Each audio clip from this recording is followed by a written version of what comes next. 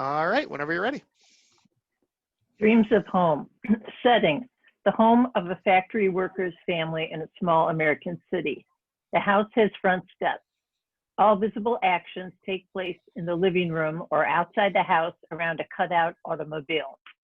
The play refers to the street, the driveway, and a back or side yard. The set can be minimal and largely symbolic or defined by interactions. There's a second story with 2 bedrooms and a bathroom that the audience never sees. List of characters. Sal, a man 40 with gray in his hair, former auto factory employee who is a union leader in a plant that closed. Arlene, about 40, Sal's wife, former housewife.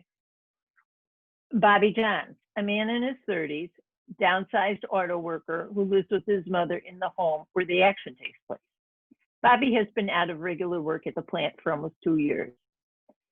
Mother Johns, or MJ, a woman in her mid to late 50s, widow of a deceased auto factory worker, mother of Bobby Johns, owner of the house where the action takes place.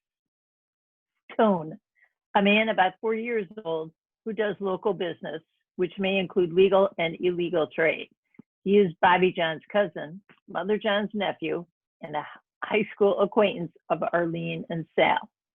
Officer Villa, a city police officer. Scene 1, at Rise, a man in his late 20s and his mother in her late 50s are in the living room of a house in an industrial working class city in the Midwest, early in the 21st century. Downstage, to the left, is a cut-out old automobile with 2 people huddled under a blanket in the seating area. We cannot see their faces.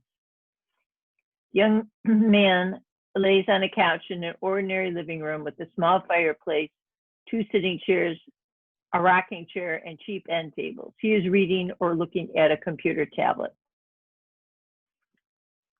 How's the weather? It's going to turn cold. Better make sure the upstairs windows are sealed with plastic. How many jobs have you applied for this morning? MJ pretends to dust and pick up around Bobby. He is an object she wants to clean. Your unemployment has run out, Bobby. I hate to see you just lay there. You must get up every morning and try. I have some work today. MJ tugs at the bottom of his shirt to straighten it as if Bobby is a pillow doll. Doing what? At the new market? Listen, we could go shopping and get you a new shirt, and then we could stop by the market and fill out an application. No, I'm working for Tone. He needs help today.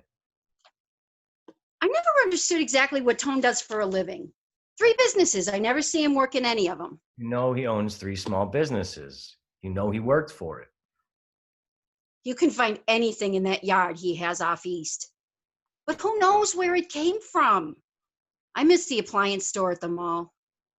MJ pushes on a window and realizes that it is loose.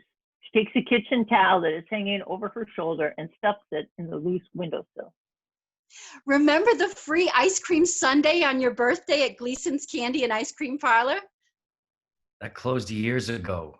The mall's dead. I think that fire bell they rang on my 7th birthday damaged my hearing.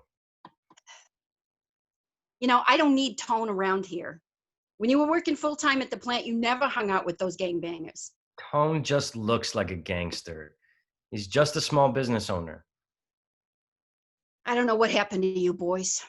Your father worked for that company for most of his adult life, right up until God took him from me. Your father's name got you that job in the plant. Yeah, which led to... He opens his arms wide to the sky, stretching over his head. nothing. What is wrong with your generation? You make me pay for you like life taxes. Maybe I could marry a rich man and live off his pension. That's another thing about you and Tone. You talk about young women like lost socks. Yeah, what happened to her? What happened to her? You couldn't make a family. No one gets married anymore. Fill out another application at the market. They may hire a man to work at night. They only hire Spanish-speaking people at their market. I don't speak Spanish. They feel insulted if you don't speak Spanish. I know what they feel insulted by. A man wants $15 an hour to support his online gaming habit instead of a woman and children. His addiction means he can't show up for work on time.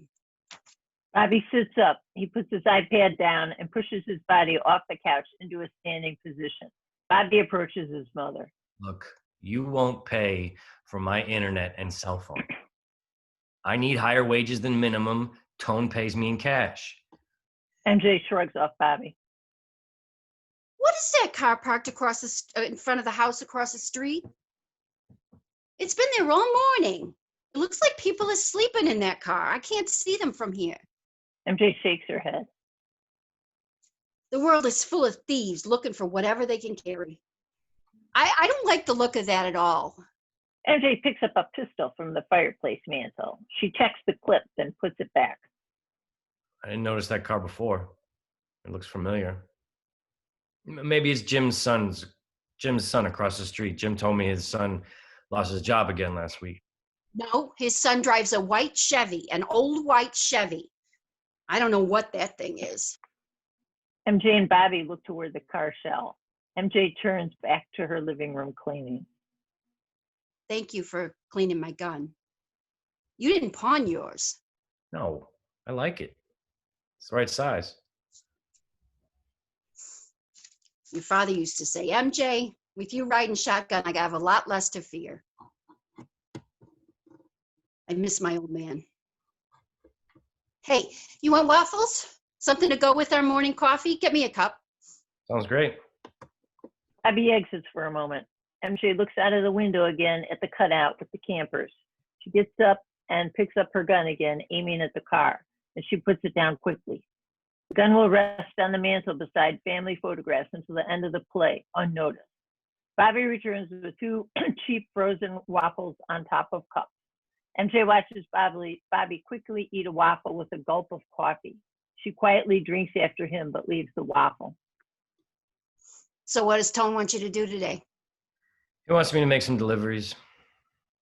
Is he paying you for gas? I'll get paid in cash. How much? Enough. Without Tone, I wouldn't have a car anymore. It's all got paid for. You know I'm going out this afternoon. What color shirt do you want? I like you in blue. I don't need a new shirt. I could use more help paying the utility bills this month. Are you warm enough? It's warmer on the couch downstairs than it is in my room. We probably need a new furnace. Your father went to tech for a certificate after the military. That's how he got hired at the plant. You could apply to tech. MJ sighs and runs her hand over her worn outfit. You looked good when you were working at the plant. She holds her hands over the heating. And now what do I look like? MJ looks out of the window at the camper's car. Who are those people living in that car on our street? Who cares? People drift all over the city. Since the plant went down to one shift. It makes the street look trashy with homeless parked out front. It's bad enough I have you wearing out the couch. Could you and Tone ask them to move on?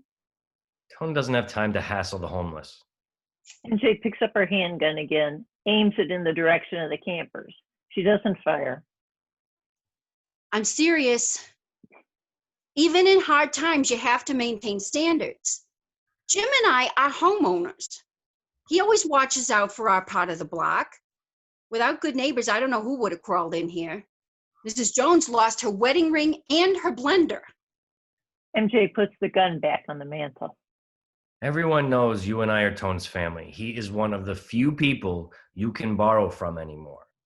People don't mess with the Johns.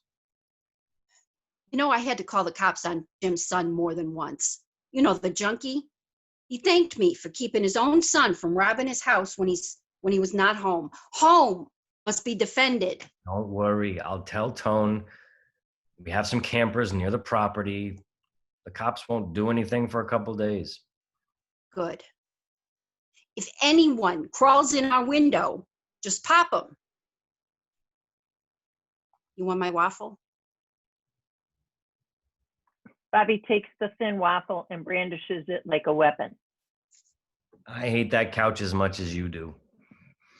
I'm gonna buy you a new couch one day. I want to have a home of my own like Tone. Not like Tone. As good as Tone. MJ takes up the cups and exits. Scene 2. A light is on a couple sitting in a car shell near the Johns house. Oh, I hate to say this, but I need a biscuit. We just ate at a big sandwich from the market last night. You can't be that hungry. Yes, I need a biscuit. And you know what kind of fresh butter flavored biscuits I like? We need to find more cash. Well, you said you cashed out the retirement account, the last one. When can we get the money? We need an address. I use this address right here. They never go out. We'll have to watch for the mail. I don't know, Arlene. You'll be okay going in there to visit Bobby and his mother? Arlene looks angry at Sal, like she is pouting. Maybe that foreign company will buy the plant and rehire. I don't know. We have to wait and see. Where is this guy? We missed him this morning. John's have a nice home. Boy, is it cold, Sal? Can you hold me? Sal hugs Arlene, but neither one of them is happy. We'll go in like we were just driving by and thought of him. I'll stay high and not lose touch. That little house is made of brick. I just like looking at it. Needs new windows. If we had an address, I could get my real estate's license. It's a buyer's market. Get the blanket out.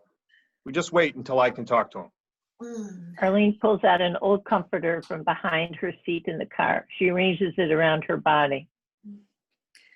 I wonder what the new owners will do to our house. Do you think they'll change everything we did? Here, Bobby's father paid off the mortgage before he died. He and his mother have no rent to worry about. The old lady must get a few grand each month. You buy a shell, you make a home. We are homemakers. I think this is going to work for a few days. Once I talk to Bobby, he'll help us out. Arlene struggles to stay warm in the blanket. The account said 1 to 2 weeks after closing. It hasn't been that long, has it? What was the date we closed the account? Maybe the check's already inside. Arlene finds a tissue and blows her nose. The last of our nest egg is broken. We ate it. I feel bad cashing out. I wonder if Bobby is still living at home. If he is working, he may be back for lunch. I haven't seen him yet. We haven't seen him in almost 2 years. I know you gave him up, Sal. Bobby will be nice enough. Bobby will be nice enough to hold our mail, not throw it out. He knows us. Did you notice the birds? No, I didn't see any birds. Where are the birds? There are no birds on this street. You are right. It must be rat poison. They keep poisoning garbage. We need to be careful too. We had the prettiest songbirds in the backyard. Remember when you hung the bird feeders so I could enjoy watching them from the kitchen? We're better off without birds now. Let's get biscuits. Arlene and Sal exit. Scene 3. Enter Tone and Bobby. He circles around the car cut, looking at it carefully, as if it smells bad. MJ was so upset these people were sleeping in their car across from our house. And we haven't seen them. The city should just have this thing towed. Tone inspects the car tires. They used to work at the plant. They still have a company parking sticker. This vehicle was an American classic. Oh. Sorry, I'm that was sorry. my line. Yeah, I'm so this sorry. vehicle was an American classic. It's legal to park on the street for a few days if you're not obstructing a driveway or alley. You want to get rid of them? No, it has a good set of tires on it. Let them live. I may charge them rent. MJ asked if he would chase them away. Tell MJ not to worry. Want to bet me $5 I can still make money on this wreck? $5 sounds good to me, boss. Tone caresses Bobby a little bit. He looks around and pulls back. MJ looks out the window, then retreats. There may be some parts worth stripping. MJ's home is safe with us around. Smells like zombies are living in there. Forget about the seats. They eat fast food biscuits. Bobby and Tone exit stage. Scene 4. Sal and Arlene enter. You ready? I feel stronger now that we had a pit stop. Arlene smooths out her shirt. Sal takes her hand as they approach the Johns house. Sal knocks on the front door. Bobby's mother opens it. Yes, may I help you? Hello, is Bobby home? You must be his mother. I don't know if you remember us. My wife and I worked with Bobby over at the plant. We're passing through the neighborhood and we thought we would stop by and say hello. My name is Sal. This is my wife, Arlene. I remember you. You were in the union. You knew my husband. Please call me MJ. Just a minute. I don't know if he's back. Come in. Sal and Arlene enter the house. Bobby? Sal and Arlene are here from the plant. Bobby enters from somewhere back in the house. Look who it is. Sal. Man, it's good to see you. The men shake hands. You don't mean to say that you miss us over there at the plant? It's not been easy since the layoff. Mother, you know, he watched over me when Pop died. We've been waiting to hear from the union about work. We'd almost lost hope. We sure missed everyone. Sal, when do they want me to go back in? I wanted to talk to you. Arlene breaks away and directs attention to photos on the mantle. You look just like your father in these photographs. Well, this is where I grew up. I let Bobby move back in with me to save money until things picked up at the plant. I love these older homes. Brick was a great building material. Arlene started a self-paced real estate course last year. Forgive her if she talks about your house that way. My cousin Tone is coming over. I work for him occasionally. I don't know if I have time to stay. He should only be here for a few minutes. Is Bobby being recalled by the union? We appreciate you coming by in person with news. Sal and Arlene are quiet. MJ, can we get some coffee? Sal, is the union negotiating positions? MJ exits to make coffee. Knock on the front door. Enter Tone with a paper grocery bag. Hey, Bobby, stopped at the grocery store. There is lunch to grill and fresh salad. It's by the back door. Mother's in the kitchen making coffee for our guests. Sal and Arlene get up. Hello, I'm Sal. This is my wife, Arlene. We worked with Bobby at the plant. Tone and I have met. Hi, stranger. Arlene approaches Tone and hugs him, even though he is still carrying the bag. Arlene! I can't believe it's Arlene. It's a class reunion in here. Sal Bobby, sneaks into the corner Arlene of the and I went to East High School with Tone. I didn't see you clearly in the door, Tone. Sal, if you're hungry, you can suck on that couch. It's got real flavor. Just kidding you, man. Tone grins.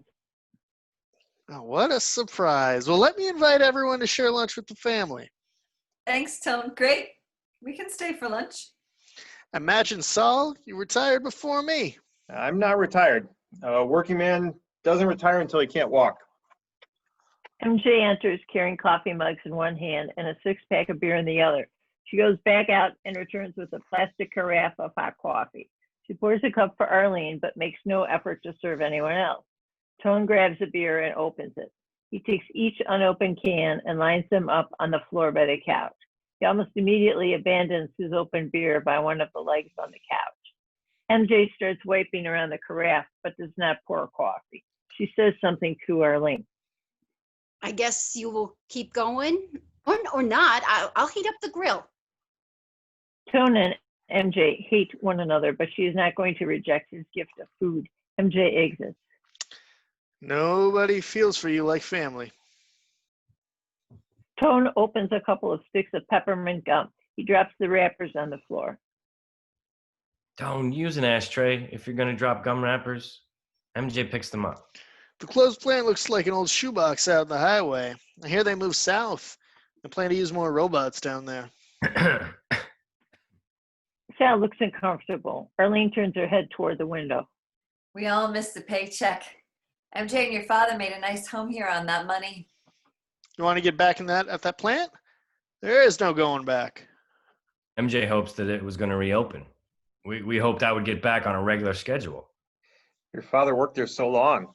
He helped train me. MJ was bitching and complaining that you spend too much time working for me. My aunt doesn't like me as much as I love my family. Tone stands up and examines family photographs on the mantle in the living room. No, I didn't hear anything bad about you this morning. Look how cute Bobby looks. Little Bobby! Mother loves her son. I'm all she has left. Tone looks at Bobby and dominates him. No one is working over there anymore. MJ enters unexpected. She checks Arlene's cup and motions to take it. Arlene lets her take it. Could I use your bathroom to wash my hands? It's upstairs by the room at the end of the hall. Be careful of the hot water, the valves in the sink, and the tub leak. You can get ice cold or boiling hot water without expecting it. Arlene exits. Did I hear you are going back in? I didn't think it was going to happen. No one called. Now the union is back in my living room. Tone pets Mother Johns like he is petting an old dog. He gives her a squeeze. Why don't I get more respect from you, MJ? I bought food. Don't MJ, MJ tries to push Tone away. My house. I told Bobby I don't want him to go out with you. Bobby, your mother is always so judgmental. Look, I paid Bobby enough money to keep his car on the road. Tone faces MJ dominating and mildly threatening her. Why are you so judgmental? I'm not judgmental. You forced yourself on me before. You always see how far you can go over here. You aren't saving Bobby and me from anything. No one is a savior. No one is interested in being saved. Amen. Look, who let Bobby stay at home when he lost his job? Who lets Bobby have whatever he wants around over here? He eats all my waffles. I don't see my only son planning to launch a new lifestyle using your entrepreneurial system. Mother's paying for the heat. Why don't both of you get married? No one gets married anymore. Look, we need to eat something before we go out this afternoon. Tone brought lunch so we wouldn't have to stop. It would be nice to have a daughter-in-law and grandchildren to visit in my son's home. MJ begins wiping surfaces with the kitchen towel that was around her neck. Go upstairs and rest. We'll call you when it's time to eat. Please stop cleaning. I'll clean up later. MJ waves her towel at Arlene as she exits. My mother never had a nice place like this. She grew up poor. John's brothers were a good catch. My father's brother was Tone's father. No rocking chair, no rugs like this. MJ got the best of my uncle. He loved this little house. Tone gets up and trips over the rocking chair. To retaliate, he kicks it as hard as he can. Let me get that out of your way. Bobby moves the rocker away from the bowl. Tone suddenly notices Sal is dreaming or falling asleep. Hey, supervisor man, what are you thinking about? When you leave the plant, there's a moment when the wind is blowing. The parking lot is silent. No one worries about tests or dropping things on your toes. You cannot go back. The door locks behind you. Aren't you happy to see the crypt close? While the rest of you made debt and slaved away, I made money. The whole town owes Tone Johns. He spends a bit of what they pay back on loans. Spreading a little bit is enough. Tone grabs Bobby and puts him in a headlock. The two men wrestle. Tone is restraining Bobby. I wish the plant was open again. Mother was dreaming of a home with grandchildren. Your friends are dreaming of friends so long after their jobs ended. Arlene has entered. She's washed and more relaxed. We are going to get a last check, from our retirement account. Tone releases Bobby and laughs. Everything is closed, gone. There is no last anything. Where did MJ go? Did she put my salad in the fridge? Tone exits. Bobby does a Mr. Robot dance as if he is on an assembly line. It's Liberation of the Slaves by Mr. Robot. At least Tone doesn't make me work shifts. I need men to work. I want to see what's cooking. Arlene walks out in the back in the direction Tone exited. Arlene just loves a good burger. She doesn't care who makes it. Tone said the company shut everything down. Is that true, Sal? Yes, but a foreign company may buy the plant. My mother and I sat here for almost 2 years waiting for the union to call me back in. I had no power over company decision-making. Sal stands up and looks nervous, as if he might leave. Bobby stands and goes to him. He takes his arm. They stand close for a moment in intimate distance. Bobby rubs the front of his body against Sal's. He then separates from Sal and steps back to conversation distance, looking at him. I loved you, Sal. You were there when my father died. I needed someone to believe in me. But it's been a long time. A long time. I wanted to talk to you, Bobby. I was hoping you could help us. If you're not moving, what can I do for you? Arlene and I had a small retirement account. We signed the papers to close it. I had to have an address for them to mail us the last check. Bobby waves his hands in a weird manner, as if drying them or shaking off dust. You had your mail sent to my mother's address without asking? We aren't a bank or check cashing place. We had to close our bank account. We couldn't direct deposit anymore. I can pay you something after we get the check and cash it. I don't need your retirement money. I just wish you'd kept in touch and let me know what was going on. I could help you and your mother do things around the house. I could still climb the roof. I could fix windows. I just needed a moment alone when we could talk man to man without the women. Bobby considers Sal's offer. The mail hasn't come yet. Bobby takes Sal in his arms again. Sal looks down but doesn't object. Scene 5. Tone is playing with an old grill gas tank somewhere outside the house. Arlene grabs a brush lying on the grill and gives the surface a good brushes. Tone finishes and smiles at Arlene. He's being friendly and seductive. Seeing you again is like walking into school.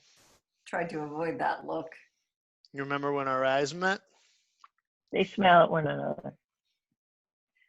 Back in high school, you found the real love of your life, and it wasn't me. He was doing business in this town. I had hoped to see that smile more often. How are things going? I live in a nice house. Come over and see. I have plenty of room. Leave Sal here with Bobby. Sal and I are together. One without the other would stop making sense. Is Sal okay? Bobby used to see him a couple of years ago. We haven't heard news about his health. It's not Sal's fault that the plant closed. I help him navigate. We haven't bought into disability yet. In high school, you wore those tight sweaters and fashion jeans. I even wrote you poems, remember? You were poetry. Then I discovered what everyone really wanted from me was money. That's it, isn't it? I can lend you some money, you know. You missed so many days from school, I wondered if you were dead. What happened between us at the end? I came to your house with a basket of flowers, 2 oranges, and a love note. You opened the door. You took the basket. You were horrible. You closed the door. Love isn't about gifts. I remember you insulted me. You could not imagine touching me, but you felt sorry for me or something. I just wanted to love you. Arlene and Tone face one another. You really don't remember how hostile you were that day. I remember my mother and my aunt wanting me to work at the plant. Normal turned out to be hell. Sal and I made a decent home together. You were so proud of that ranch house you picked out. Hey, my house has a pool. I own my own bar, too. I got premium alcohol, wholesale. We could shake up something good. Tone softly touches Arlene's arm. He smiles seductively. I couldn't understand what you wanted. Sal never made real money. Arlene does not leave. I haven't been swimming in years. I invite the family over for pool parties. I own 3 businesses now, appliances, liquor store. You would love the washing machine. All stainless, quiet. Seeing you again feels good. Something about you never changed. High school was a long time ago. I know you've got a son somewhere. Bobby mentioned him and he was still working with Sal at the plant. My ex has custody of our brat. He's a good boy. He does well in school. We never married. They live with her legal husband, who's in the Navy for life. Shakes his head. Why didn't you ask sooner? There was a girl with you that day, Tone. What happened to that girl? She was curvy. She didn't go to our high school. Can't remember. She found a spot or something at a home health aid. Older men call. She goes right over and helps them with their needs. I don't regret my marriage to Sal. Why are you and Sal here? Do you have something buried over here? Bobby is a friend, and Sal wanted to stay connected to someone we knew, so we dropped by. I see. Paths cross again. Tone puts his arms around Arlene. She does not object. He stops smiling and investigates her face. You're crazy. Don't be so serious. They break apart. I'm hungry. I need to eat soon. I'll talk to Sal about your offer to loan us money. We could use something to get by until the check comes in. I only make serious offers, Arlene. I took you seriously, Tone. Maybe Sal and Bobby could go on a fishing trip. You could stay here. Maybe. First, we'll talk to your husband and make friends again. Scene 6. In the John's living room after lunch, Sal and Arlene discuss their options. Tone offered to lend us some money. For old time's sake, He didn't say he needed collateral. all we have left is our wheels. I don't know what he wants. Did he say anything about a job? I wonder if he needed help in his business. Bobby says he has a yard with a garage and piles of stuff he resells. I could work in his bar. No, he didn't mention a job. He invited us to go over swimming sometime. No, he invited you to go swimming sometime. We'll both show up and enjoy the party. Food can even get our laundry done. He was bragging about his washing machine. You do smell like an old goat, you know. Arlene gives Sal a shoulder hug. Enter Bobby. He looks out the window at Sal and Arlene's home parked in front of the house. It's a shame some people live on the street.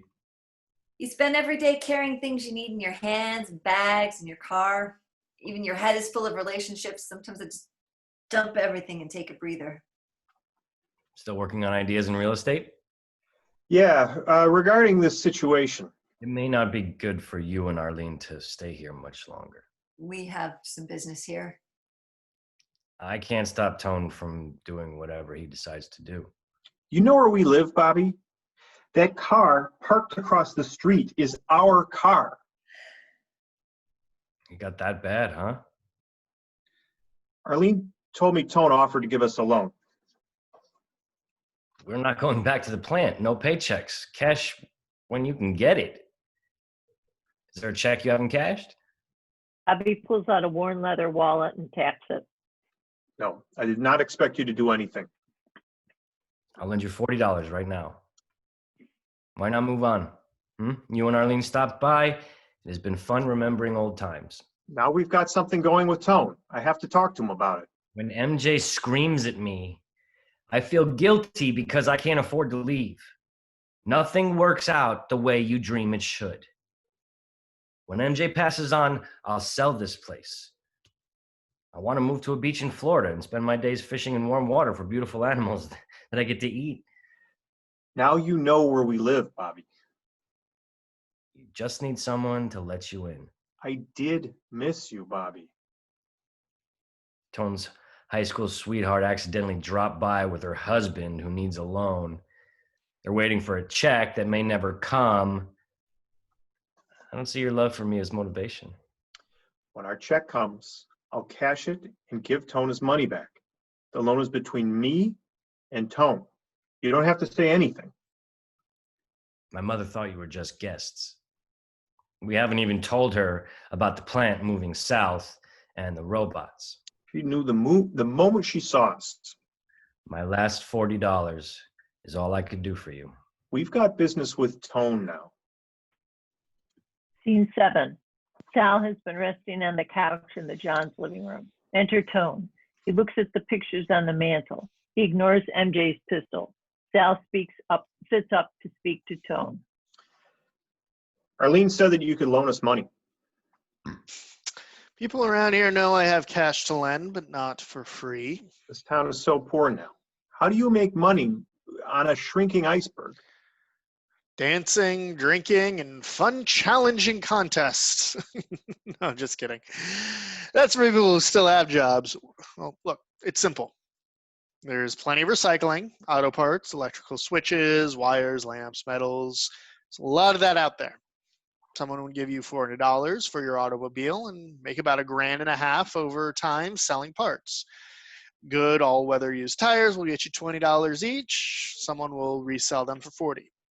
I could loan you money against the tires right now. I have cash ready to lend just on your handshake. A cell phone is ringing. Tone ignores it. There are some men who are interested in finding me today. As you can see, I am out of the office visiting relatives. Arlene and I are interested in cash. I see. How much do you want to borrow? You see out there? Tone looks out the window and pretends to be interested in the old car. He smiles. The whole vehicle is a lot for us to risk. We just need some cash until the mail comes in today or tomorrow. How about the tires on your car? $80 in cash for all four. You can pay me back. I take the tires if your check never comes. Arlene enters. She is dancing because she is happy to be clean after taking a shower upstairs. She looks refreshed and unaware that tensions have increased. She is entertaining her man. Mrs. John said it was okay to rest here until I felt better. My hair is crazy today. Joan, do you remember how we did our hair in high school? It's hard to forget. Oh, we all drove old cars then. Arlene turns and smiles at the men. Arlene pretends to be lighthearted. She stands by the window in the sunlight, swaying. Sal is trying to be businesslike and stamps his foot. Sal, we can do business. I can lend you a few more dollars. You can even keep the car. MJ did ask if we can move it to another location. I could let you park it in my lot until you find an apartment. Bobby enters. Oh, waterwork fine, Bobby. I didn't get burned or frozen or anything. MJ let me hang out with her in her room. She's working on a sewing project. Oh, I love her 40-inch smart TV with cable. We both love old movies. Bobby, I offered to help your friends out. What? Yes, I trust Bobby's old friend can make good on cash against his vehicle. Sal, you can't pay Tone back. As soon as our check comes, we will pay him back. The check cashing place will take it. Bobby owes me money too. I don't have time for all this drama. I just need to work. Cell phone rings. Tone answers. Those detectives were at my business when we were out this morning. They said we stole appliances. No, we did not steal anything. We had a handshake agreement with the woman in that house. This is no time to quit. I need you. Someone is quitting? You know, Sal needs a job. Bobby, you worked off most of your debt, right? Most of it. You pay me in cash over that. So you want to borrow enough money to get out of here? Sal suddenly changes his mind about the loan side. He sees Tone watching Arlene. We need to get a new place, get our own address. Tone pulls out a roll of cash and he counts out $500. He hands the money to Sal. MJ let me a book to read. It has a female detective. She wants me to watch the movie they made from the book together. Go upstairs and stay with MJ. I may fall asleep up there. Arlene sees that Tone is visually devouring her. She starts quietly crying, but wipes her eyes with the sleeve. Yes, that lunch was heavy. You have been traveling with your husband. Rest upstairs. Tone moves towards her and gives her a light hug. He presses more cash into her robe pocket, unseen by Sal. Okay, go in Bobby's room if MJ is too noisy. Bobby doesn't even like women. No one will notice you. No one will mind. I know Bobby. Love me? Still love me? Sal moves to catch Arlene and kiss her cheek. She avoids Sal and exits. Scene 8. Arlene is on the steps in front of the house. Tone comes up behind her. He puts his arms around her and gropes her. She pushes him off. I thought you both understood. You have nothing but me. Sal took the money because you kept offering it, shoving it on us. You were the one who set this up. No one came here looking for you. Stop lying. Your husband came here looking for me. You were both looking for some money. We were just looking for our mail. Bobby was his friend before he got laid off. What, 2 years ago? You came here of your own free will. You wanted to see me. Officer Villa enters. Arlene runs back into the house. I'm Officer Via of the City Police. We're looking for Tone Johns, owner of TJ Used Appliances and Electronics, TJ Discount Tires and Auto Parts, and TJ's Packaged Goods and Bars. Are you Tone Johns? Look, I know who you are. I'm on tape here. Officer Villa taps a small black box on his holster. Yes. Tone is completely cool and composed in front of the officer. We're investigating a complaint that you removed property from the home of Barbara Wise without permission of the owner. The owner is seeking the return of his property or charges will be pressed against you. He hasn't pressed charges yet, so this is just an investigation. Barb Wise owed me money.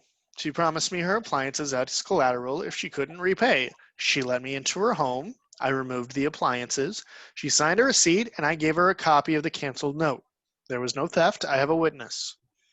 The problem is that the appliances and the house Ms. Wise lived in were rentals. She got evicted this morning. It wasn't her property. The owner wants you to return the missing appliances and put them back where you removed them. I can return them. At least I think I have everything. Let me check. But I am a victim of fraud by Wise. She lied to me to get some cash. Tone calls someone on his cell phone. His voice is loud so Villa can hear him. Do we still have that stuff from the list from Barbara Wise? Yeah, we picked it up yesterday. Yeah, we got that range, fridge, and dishwasher. They're still by the back door? We need you to return and reinstall all appliances you removed from Ms. Wise's unit. The owner of the property may assess any damage.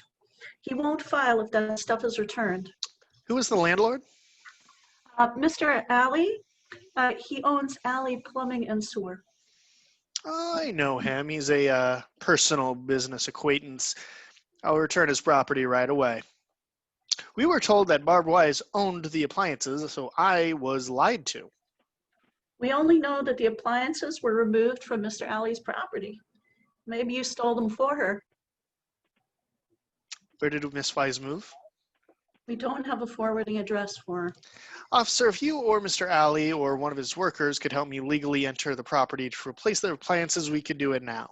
This was fraud on the part of the Weiss. We'll call the landlord and see if he can meet you over there. How long will it take you to get the stuff door to door? Arlene, I'll come back later and bring some wine and cake. Don't go away. You can tell me about the movie later. Tone starts tapping his cell phone. Scene 9. Sal's in the living room when Arlene returns. She looks worried. She sits close to Sal. She caresses him. Need to leave. We can't leave. We can shower and sleep at the truck stop south of town. No insurance. We could lose the car if anything happened. This isn't safe. If we park the car in Tone's lot, we'll never get it back. Tone will leave and go home. I need Bobby. I can't just abandon him. You're getting along with MJ, right? Cuddle her. She'll share whatever she has. You don't need Bobby. You need me. Just tell him. He won't throw out our mail. Okay, the situation is not all easy. But we could get so much more. I think Tone will let me work for him, like Bobby. We may not have to pay him back in cash. We aren't family. I know he wants to hurt us. Tone is just enjoying having power. He didn't say anything to me about being angry. He seemed happy with our business. He treats Bobby like his little brother, but we aren't family. You haven't met the other guys he hangs out with. MJ told me that Tone has Cokes, Oxy, and Molly in his bar. MJ is just trying to scare you. She hates Tone. Look, my love, scoring just $1,000 or $2 could get us a new apartment. MJ told me she admires me for staying with you. She's passionate about marriage. She's angry with Bobby and Tone for not having families. I always liked MJ. Her husband was a good guy at work. Her son is so loving. He deserves better too. She doesn't understand him. I think we all know. Bobby. Down low, I get angry with that number. How long will MJ let him stay with her? We all need somebody to love and help us. Live and let live. Are we breaking up?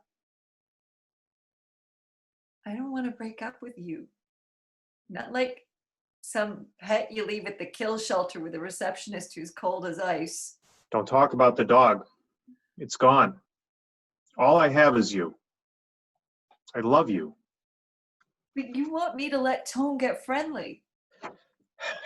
MJ won't let Tone go too far. We are in a situation. We need to see if we can get a little more. Just a little more friendly? Arlene gets up. She does not want to talk anymore. What happened to the mail?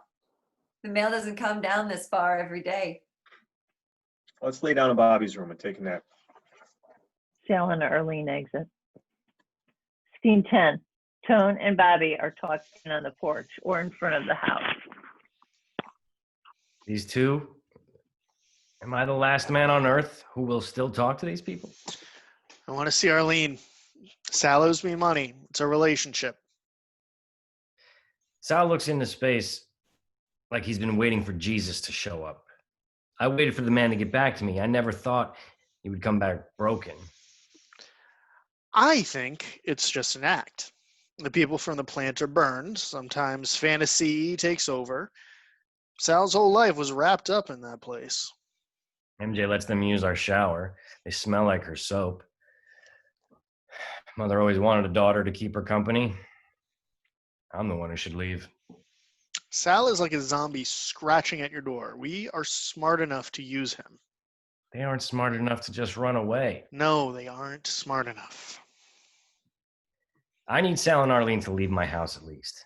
I know they are in. I know they're up there in my room, hiding under the extra blanket my mother threw on top of them. No, let them stay. Look, I'll pay the water bill. I'll slip MJ some extra for the guests. You could offer them an empty apartment, a short-term rental. They would owe you even more money. Arlene likes MJ. She feels safe with your mother around. Maybe that last check will come. For Arlene's sake, we'll pretend. She loves her husband. No, Arlene does not love Sal. Does she know what's coming? Take Sal outside. Talk to him about how you work to pay me back. I haven't paid you back. I want him to ask me for work again. I want to own his life. I can take away his wife. You're a bad man, Tone Johns. Would you let them leave if he paid you back? Am I lying to him? Maybe Sal would realize how much he loved you, Bobby, if his witch was out of the way. Our friendship doesn't depend on getting rid of Arlene. Just do what I ask and I'll cancel the rest of your debt. Maybe you and Sal could take a fishing trip down to Florida? Say you need help finding a new place. I know you dream of making your own home there one day. Do I have much choice? Scene 11. Sal is in the living room a couple of days later. Tone enters. Where is Sal? Where is my new business partner? Sal enters with Arlene. Sal, you got the money you owe me? Still waiting. So you don't have any money for me. Wait. I'll take the tires. That was part of our agreement, right? We won't be able to leave. The rest of it will be right outside. Arlene physically breaks their interaction, placing herself between them. I'll be upstairs. Your aunt decided to adopt me. Bobby doesn't like watching cable in her room. She says a girlfriend warms everything up. Arlene leaves. Tone calls after her. We can start where we left off. Tone, please don't hurt my wife. You hurt your wife. I'm going to enjoy building our friendship. After all, no one is going anywhere. Wait on those tires. I need to get something back in return. I lent you enough for the whole vehicle. More. The mail comes after noon. Sal looks like he wants to hit Tone. Tone slaps Sal in the face. Sal takes it. I gave you both enough money. Tone exits in the direction of the upstairs. Scene 12. Bobby finds Sal in the living room of the Johns' home in early evening. When a man's home is his car, how far can he push it? They deconstructed your dream machine. Everyone expects to be saved. What happened to our check? Nothing in the mail. I need a job. Did Tone mention anyone quitting? You are nuts, Sal. I'll get your tires back on. Just set them out back.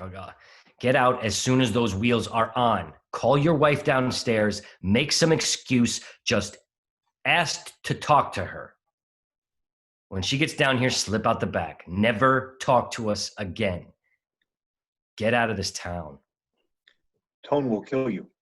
I'm a member of his family. He may beat me up, but he won't kill me. He may ask someone to kill you. Think about that. MJ has entered and is listening to Bobby speak to Sal. I told you I don't like having Tone in my home. He's being nasty to my friend Arlene upstairs. That's why I came down here to talk to you. Go up there and stop him. Now I hear he's threatening to kill you, Bobby. That sleaze rips off all the neighbors to hide his drugs and his adultery. He's in my house because you let him in. I still owe Tone money. I work for him. How can you be so weak and call yourselves men? I need Tone until I can find another job. I don't want to live here anymore. He's giving me the money to go to Florida. He wants me to take Sal down there. I can't stand this. Bobby exits the house. He's going to put the tires back on the old car. You know Tone is after your wife upstairs, but you just sit there. MJ goes to the mantel, picks up her pistol. No one has noticed it. I don't need anything from Tone. I need him to leave Arlene alone and take his attitude out of here. She goes upstairs. Sal finds an open beer on the floor beside the couch legs. Drinks. Sal! Sal, where are you? Come help me with the tires. Sal sits on the couch looking defeated. You bitches, you crazy bitches need to respect my privacy. This is my house. I live here.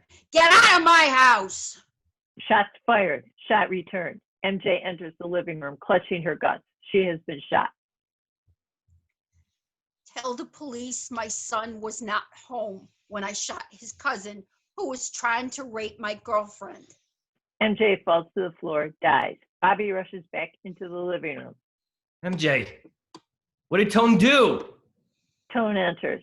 He in the living room, wounded. He is holding a pistol. You shot my mother! Bobby pulls his concealed pistol, points it at Tone. I was just fooling around. I didn't set this up. Tone shoots Bobby dead. Tone dies. Arlene followed Tone downstairs.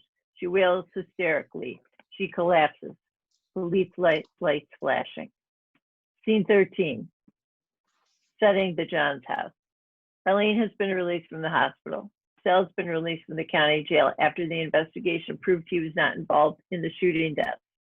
They meet in front of the deserted Johns house. Their car has been towed. A tape sign across the door says, "Crime scene, do not enter." The couple sits out front and lean on one another. I liked our car. My bag was in the trunk. I hope we can get it back. Don't worry, Arlene. We're going back to work soon. We've been down before, but we got back up. They look up at the sky. It's a beautiful country, isn't it, Arlene? I missed you so much when I was in the hospital. Was overnight in jail hard? The food was awful. I missed you. She kisses Sal on the cheek. John's lunch was nice, wasn't it? Like in the old days. They were a crazy family. We're gonna miss them too. There's a mound in the backyard like a fresh grave. I hope it was the family dog. Poor creatures shouldn't suffer when their people go to heaven. Hey, look, the neighbor's house burned down. You could smell it all the way over here. I wonder what happened. No one is going to worry about this end of the street with these empties. They call it stigmatized property in the real estate course. People don't want to mess with places where people have died unnaturally. Arson, blood stains, bad business. This home will be empty for a while. You think they left something in the kitchen? If the electricity is still on, We could grill. No one would mind. We could shower. I could borrow some of MJ's clothes if they're still up there. Cable might still work. Hey, I left that robe hanging on a hook in the bathroom. Did I leave some money in that robe? Cops didn't find it. I bet the cabinets are full of food. Hey, you think our check is in there? This home needs us. I know how to fix windows. I think I found the spare key. She holds up a fist. I love this country. They dance around the front of the house and disappear to the back.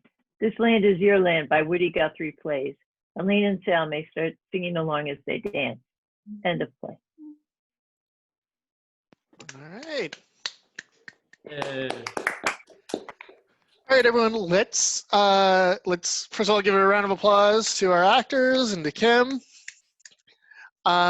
Let's go ahead, take 5 minutes or so. You can, refresh, drink, go to the restroom. We'll meet back here at 8:10 on the dot for the talkback section. So, yep, see you in a bit. Kim, thanks so much. I got to roll, but I wanted to say thanks. Oh, thank you, Bobby. I know there are a lot of things going on, and this is sort of a study in the banality of evil, right? So it's a little dark. No, Okay, it's good. thanks for coming, man. I Yeah, appreciate good it. work. I Great enjoyed job, it. Tony. Thank Good you. job, Great work. everybody. See you tomorrow. As usual. Yep.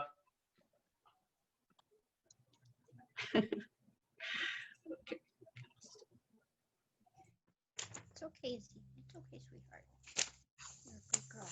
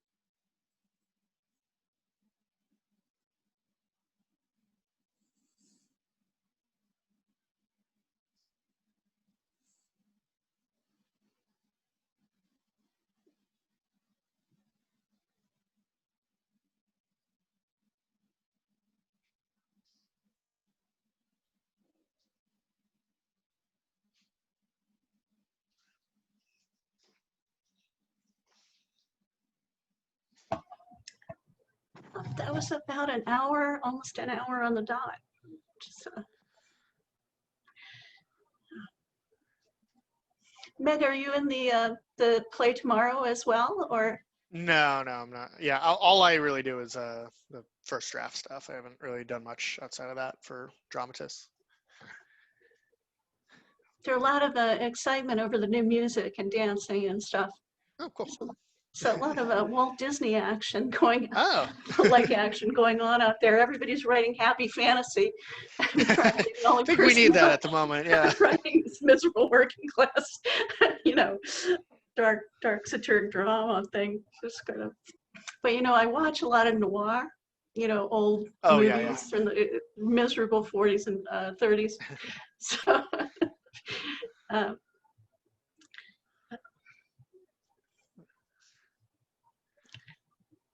the Greeks said there's a thin line between tragedy and comedy.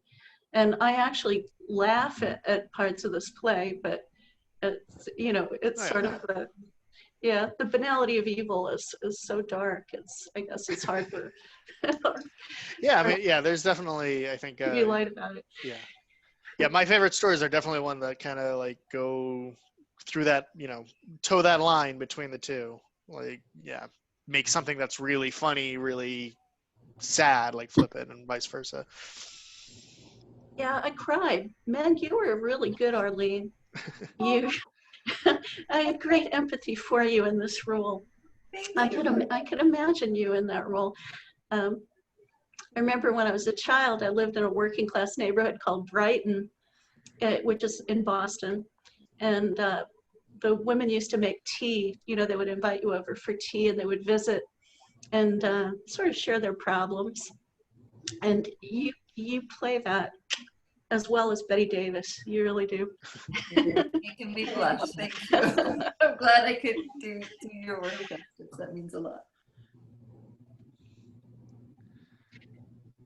Yeah, it reminds me of sort of like even though it feels like a very contemporary setting, it feels very much like a Tom Waits song or an Edward Hopper painting, just all these people on the fringes just trying to get by. And I don't know why, but I have such a vivid picture of exactly what that house is like in my head and the street that it's on. And Yeah, had a bit of a Sam Shepard vibe to Yeah. it. Yeah, for sure.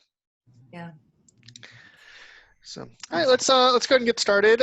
For those of you who are off video, you can turn them on right now.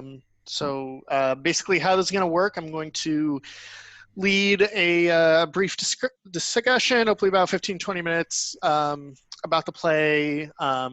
Something to keep in mind is these are designed to help Kim with the next draft and the continuing to rewrite and the next steps and stuff. So we are not rewriting this play by any means. We are just offering our feedback, what worked, what didn't work, that sort of thing. So let's go ahead. Let's start with what did we like about this play? Oh, and I should say, if you have something you want to say, just raise your hand. I will try to get to everybody. But yeah, so what worked?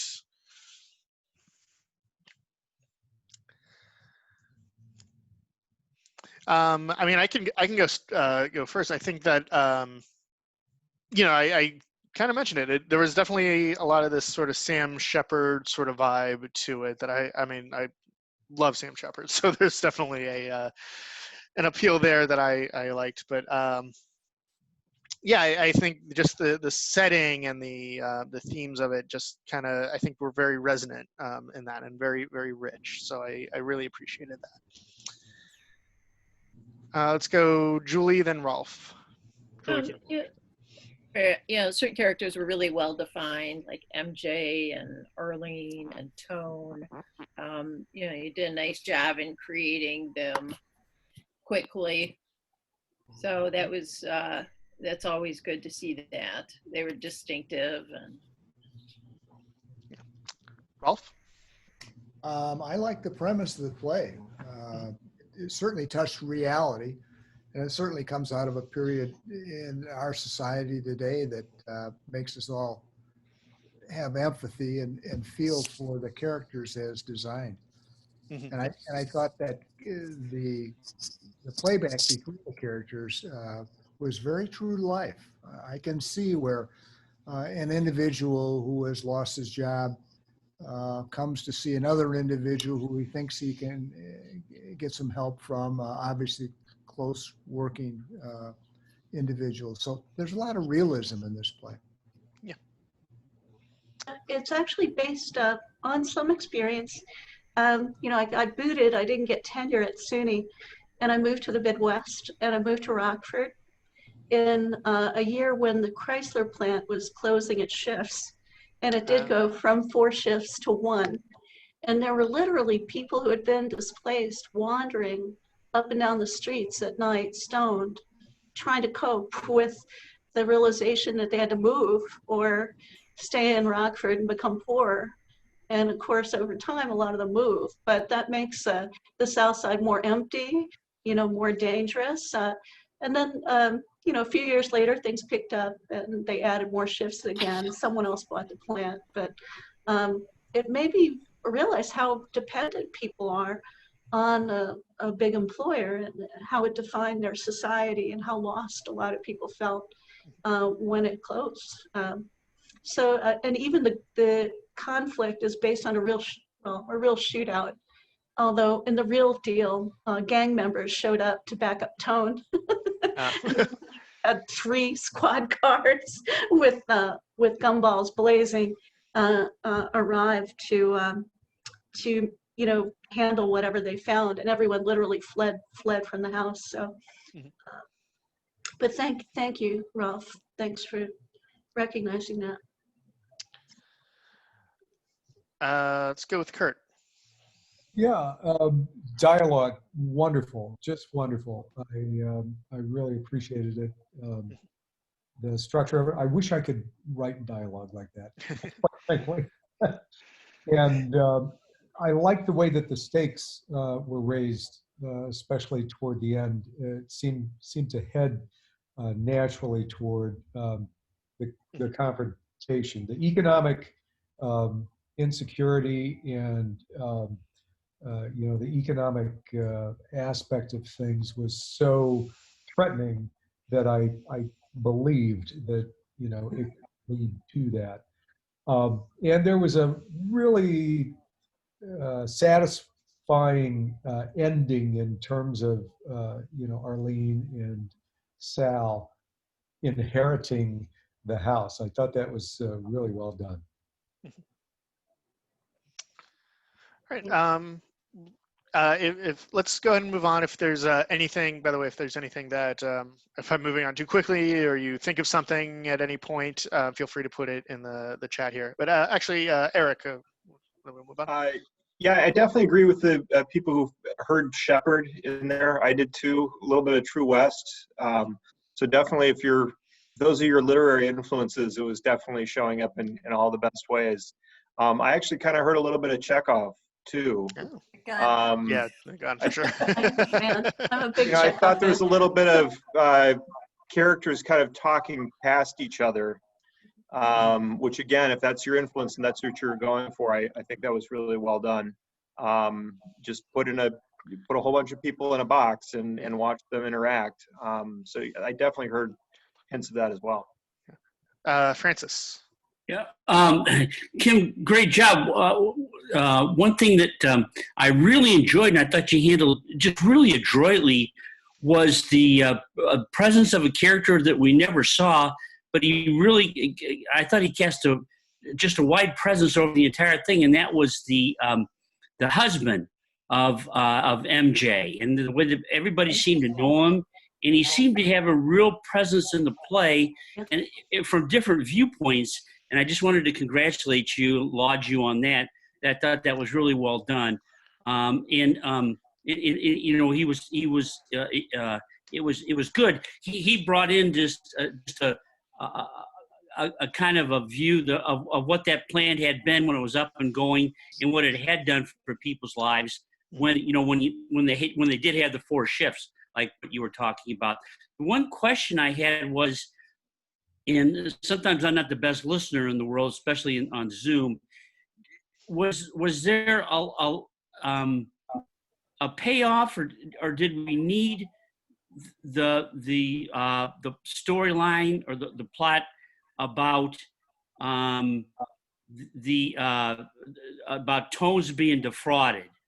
Are they off the scene with Officer Villa? Is that what you're? Yeah, exactly. Yeah, I wondered where that took us. And again, it may have taken us somewhere, and I just didn't. I had my head somewhere where it shouldn't have been. Who knows? No, yeah, I mean, I personally, I would agree with that. I wasn't quite sure about that particular storyline, how it fit in with the rest, other than maybe a little bit of character development for Tone, showing his kind of calm demeanor in a that's still a little threatening and still frightening. So, but that was kind of the only value of it I saw. I did definitely want to see that thread come back somehow. I consider just removing that whole thing because it's an extra character, but it also calls into question what is presented as his legitimate businesses. You know, that maybe it's not legitimate. Maybe he's doing sort of dirty, informal deals with local people who are also poor.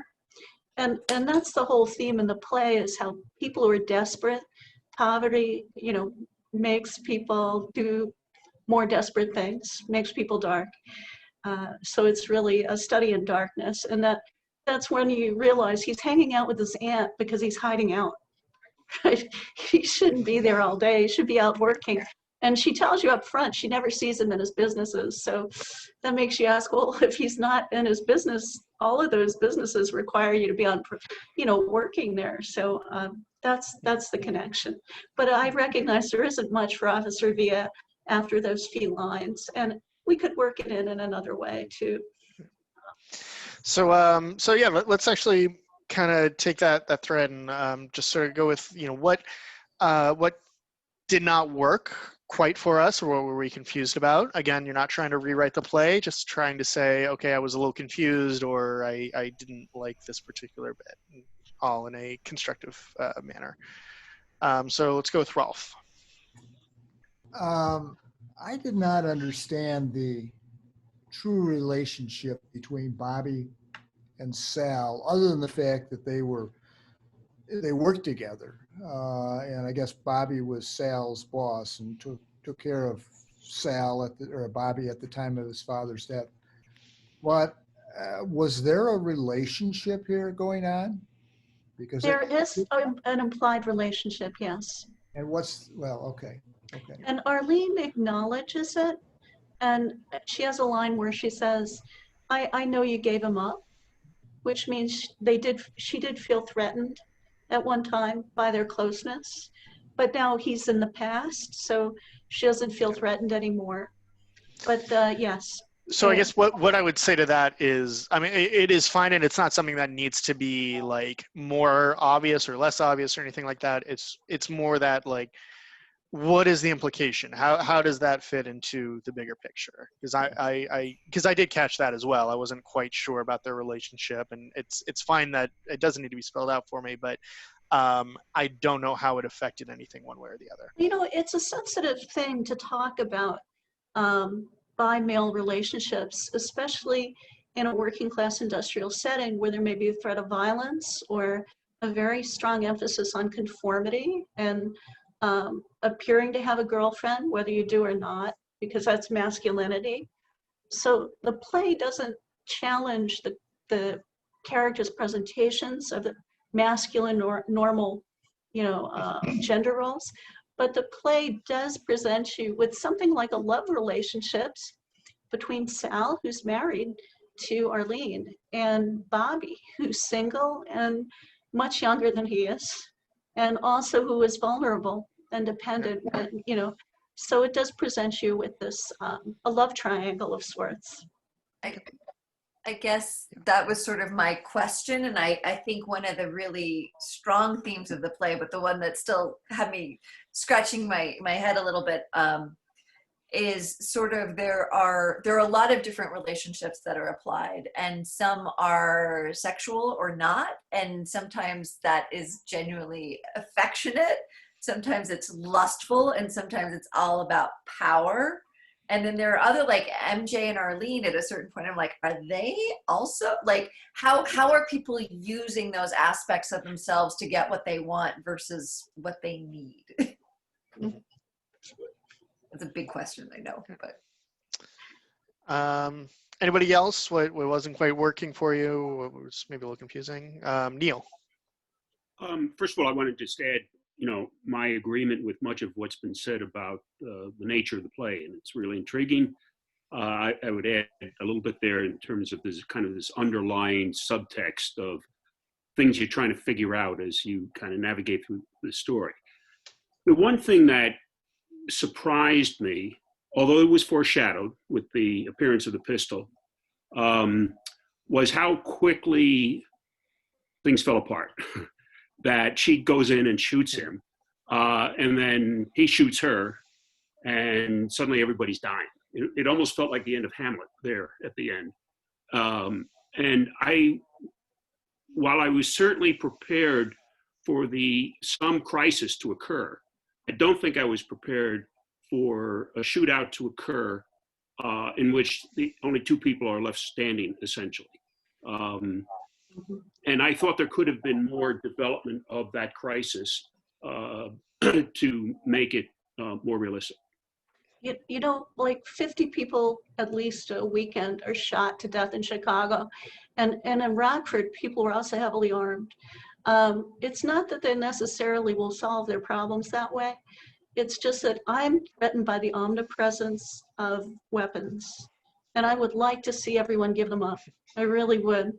So in a way, having the family annihilate itself is a protest against the omnipresence of the threat of violence. Well, that means, Which is just to add one thing, and that is, I'm trying to look at it from a dramatic standpoint as opposed to a statement standpoint, and that's where I was working hard to figure it out. Yeah, exactly. Yeah, I was going to say the same thing, a little less. That was a perfect way of saying it. So let's. I support handgun control. I really do, and I wish you could take all the guns out of Rockford, the west side, the south side. Even nice people here on the north side have bought weapons. After that Supreme Court decision, McDonald versus City of Chicago, gave everyone the right to carry arms again, which they had been controlled in this area. The proliferation of weapons is just a fact of life. You never know who's got a gun and who may use it. But thank you. Let's go with Kurt. Yeah, I actually felt a little bit different. I felt that the dialogue itself probably supported that what I wanted to see was more of a sense of viciousness and disregard for human life. I think it's in the dialogue, but I could be wrong. That might be something that we need to see. Yeah, Tony's like a childish gangster. He's not as mean as Little Caesar or, a classic noir gangster. And I could make him more mean, but then then Arlene would probably not talk to him. She'd probably be too scared in the situation. And he remains just a little seductive and boyish. And that allows someone who's still trying to hold on to her dignity and her husband to talk to him again, to take a dialogue at all with him. Yeah, I was actually questioning, I think the one character in there that I did question more in terms of the shooting was MJ. How did she get to that point? And what kind of intensity was there that was driving her? Do we see that earlier? All right. So there's one more thing I kind of wanted to touch on, and there's quite a few themes that kind of run throughout the play. I'm just kind of curious if we can just go around real quick and just tell me what do you think the biggest theme was, or no, let me rephrase that. What theme you wanted to you think stood out the most that you want to see more developed? For me, it's the kind of working class aspect of it with the plant shutting down. I kind of wanted to see, like, there is a lot of it already, but I kind of wanted to see the desperation a bit more. So anybody else thematically? Julie Campbell. Just gonna say desperation. Yeah. Yeah. there's a need. They have something, and they need something, and you want to see they need it so badly. Kurt?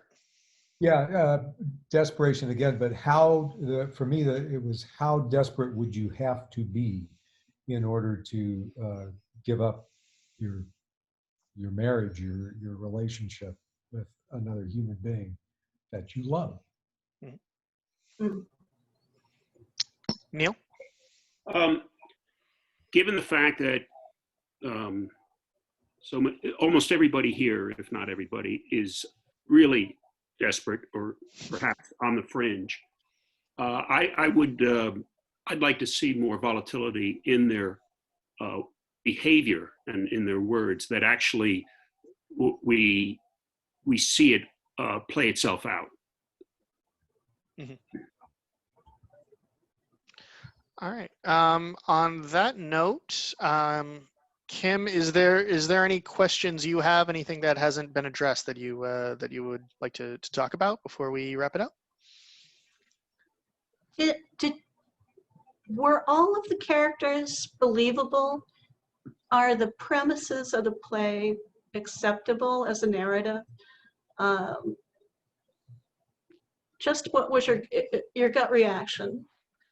And if not, what wasn't believable? The only one I mean, maybe it's because I was playing the role, but Tone, I kind of wanted to see it seemed a little too pure villain. I personally like when villains have another kind of side to them. So whether that means legitimate feelings for Arlene, or whether that means at least having the appearance of truly wanting to help and not having any sort of ulterior motives. I think there's another side of Tone that I was looking for that I couldn't quite put my finger on, and I think you can develop that. Meg, oh, you're muted. Sorry, yeah, sorry, I forgot to unmute myself. Yeah, I would say both for a little bit for Tone and MJ. I could believe them, but I wanted to know a little bit more about how their worldview got created. Like I got the sense that both of them really craved security and stability, but how they like to be, oh, you've got to be married and you have to have a family and a house, and that's what it means to be safe. Which is why a rape happening in her house is so horrific, right? Or for Tone, like what kind of god awful upbringing did he have where he didn't, you know what I mean? Like, why is it he needs all that stuff and all that control? I was really curious about that. Anyone else? Okay, so Eric. I had a slightly different take on Tone. I agree with Matt's comment that it's always nice to see a little more shading or nuance, or dare I say humanity, even with a villain. I think there's room in the script to show a little more outward menace from Tone. I mean, either he's a loose cannon and kind of kooky and you don't know which way he's going to go, or he's really aggressive and focused and can't stop dominating people.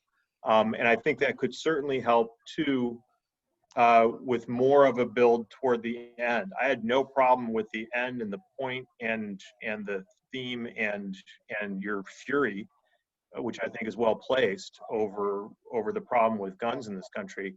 I think it's gasoline, and I think it would be great to see the fire build more up to the point that the gasoline is thrown onto it. And I certainly think you've got room in the script to do that. Let's go Francis, then Kurt, and then we'll wrap it up. Yeah, I just like to build on something Sal was saying. I think you do have room to even ratchet up some of these characters more, make them even worse, Kim, so they get what they deserve at the end of it. It's kind of like, for some reason, I get the buried child vibe, but I also got the Sweeney Todd vibe out of this. Kind of the demon barber. these people got what they deserved. And the two people at the end were like the barber and the woman. I can't remember the names of characters. You know, without the musical, you could make it a lot more like that. These people were, you know, conniving and grasping and greeting, and they got what they deserved at the end of it. You know, they got the house, and you do a good job of that already, but you could do more. Yeah, and you could make a bigger statement on guns. You're right. Thank you, Francis. I really appreciate that. It's in sympathy with some of the things I felt myself. And then, okay, Kurt, and then we'll wrap it up. And then if you have anything else. Julie had a comment. Okay, then Ralph, Kurt, then Julie, and then we'll wrap it up. If anybody else has something to add, you can just put it in the chat, and I'll email those notes to her. Yeah, so I actually, I agree with the comment earlier in terms of tone, and for me, it's really providing some background in terms of his hunger. He has a hunger for power, for over other people, and that drives pretty much everything that he's doing. So what was it that created that? You know, something back there did it. Okay, Julie, to wrap us up. Just that I wonder if MJ is the character that bridges between the way things used to be and the way things suddenly are. And she's missing her husband, and she's demanding that these men act like what she would expect men to act like. And the world that she wants to get back to made a lot more sense in that way. And now nobody has any work, and the men won't protect the women, and they won't bring in money, and the homosexual overtones, and maybe that dichotomy between what made sense and what we've got now might be developed a little bit more, maybe. There's some room there. Thank you. All right, so let's go ahead and leave it at that. So let's do one more round of applause for Kim. Thank you for sharing with us. Kurt, we have you next week, so join us again. It'll be the same link. So this coming Monday at 7 p.m. And after that, it'll be second, fourth Mondays of the month. So Invite your friends. What's that? Invite your friends. Yes, invite your friends. And then I'll come. And Kim, I'm gonna send you an email a little later this evening with this recording on it. Thank you so much. Thank you, everyone, for helping me.